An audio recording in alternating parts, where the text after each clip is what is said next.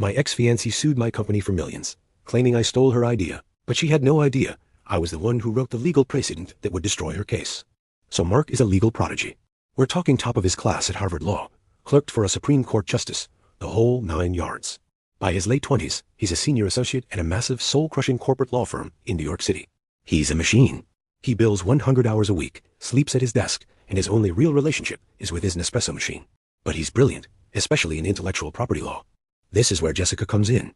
Jessica is the classic law firm it girl. She's beautiful, charming, and comes from old money. She's also an associate at the same firm, but let's be real, she's not there for the legal thrill. She's there to network, to be seen. She and Mark start dating. To everyone on the outside, they're the perfect power couple. Mark is the brains, Jessica is the face. He's grinding away on complex cases, and she's organizing the firm's charity galas. One night, after a particularly brutal week, Mark is venting to Jessica. He's been working on this landmark IP case, and he's frustrated with the existing laws. He tells her, the way we define origin of idea is completely outdated. Someone could whisper a concept in a hallway, and with the right resources, steal it and legally own it. It's bullshit. There needs to be a new standard, a concrete manifestation doctrine. He then spends the next hour, fueled by cheap whiskey and exhaustion, outlining this entire legal theory to her. He talks about needing documented proof, prototypes, detailed business plans, not just a fleeting thought. Jessica just nods along, probably thinking about what to wear to the Hamptons that weekend. Who knows? A few months later, Mark gets poached by a smaller, boutique firm that promises him a partner track and, a life. He breaks up with Jessica. It's not a nasty breakup, more of a mutual fizzle. They're just on different paths. He's chasing legal greatness. She's chasing a feature in Vogue. 2 years fly by. Mark is now a partner at his new firm. He's killing it. He's even published a law review article on his concrete manifestation doctrine.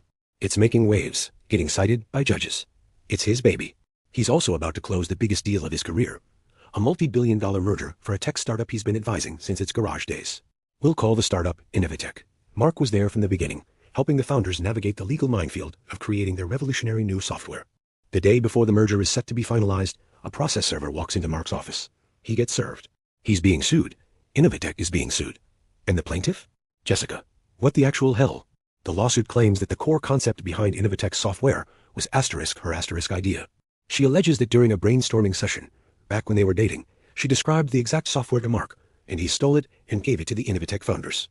The lawsuit seeks an injunction to stop the merger and demands a 50% ownership stake in the company, which is worth billions. Mark is floored. The claim is so absurd, so utterly fabricated, he almost laughs. But then he sees who's representing her, his old firm. The big, nasty, soul-crushing firm, led by their most ruthless litigator, a guy we'll call the Shark. This isn't just a shakedown, it's a declaration of war. His old firm, bitter that he left, is using Jessica as a pawn to torpedo his success. This is personal. The legal battle begins, and it is brutal. The Shark is a master of procedure. He files endless motions, requests for discovery that bury Mark and his team in mountains of paperwork. He deposes everyone Mark has ever spoken to. He's trying to bleed them dry, to force a settlement. The media gets wind of it, and the headlines are just poison. Harvard lawyer accused of stealing billion-dollar idea from ex-girlfriend. Innovitech's investors get spooked. The merger is put on indefinite hold. Mark's reputation is in the toilet. Mark's partners are freaking out. They tell him to settle. Just give her a few million and make this go away, they say. But Mark refuses. It's not about the money. It's the principle. This is his asterisk area of law. She's trying to beat him at his own game, using a lie. He tells his team, we're not settling. We're going to trial. And we're going to obliterate them. This is where it gets good.